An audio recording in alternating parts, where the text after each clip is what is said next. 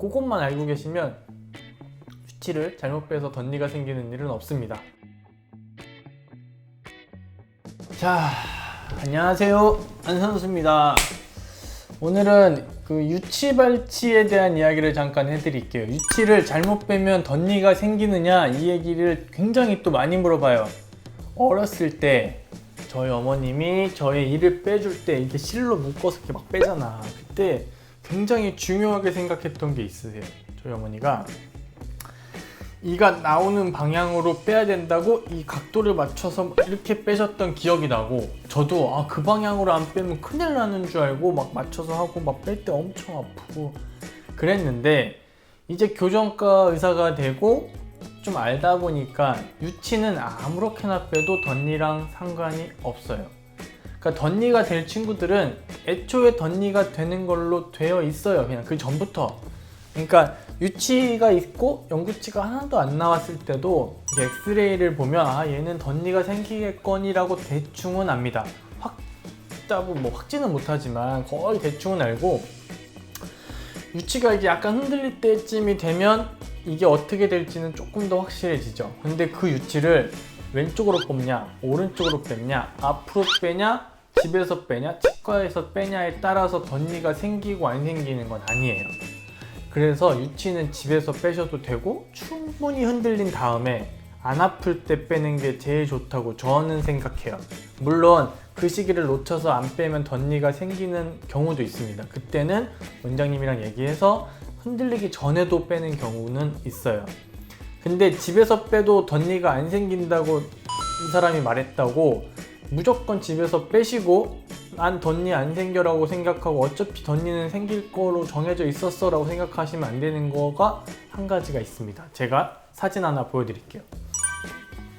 이분은 유치를 집에서 뺐을 거예요. 집에서 뺐어? 제가 물어봤죠. 넌 집에서 뺐지? 그랬더니 집에서 뺐대요. 그 집에서 뺐을 때 잘못 빼서 그것 때문에 이런 덧니가 생겼던 거고, 이거를 해결을 했죠. 당연히 교정으로 해결을 할 수 있는데 조금 더 힘들어지는 거예요. 그 경우는 뭐냐면, 집에서 흔들려서 유치를 뺐는데 깨끗하게 빠지면 아무 문제가 없어요. 근데 깨끗하게 안 빠지고 치아 뿌리, 유치의 뿌리가 남아있는 경우가 있어요. 그때는 그 유치 뿌리를 꼭 빼줘야 되는데, 사실 이게 깨끗하게 나왔는지 안 나왔는지 어떻게 알아요?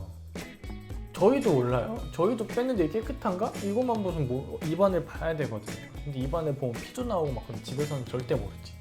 저희야 이렇게 석션으로 빨아들이고 물 뿌리고 해서 보면 되는데. 그래서 집에서 유치를 뽑아도 덧니랑은 전혀 상관이 없어요. 이건 진짜 상관이 없는데, 잘못 뽑아서 뿌리가 남아있고 그러면 그거는 치과에 가서 확인은 해야 돼요.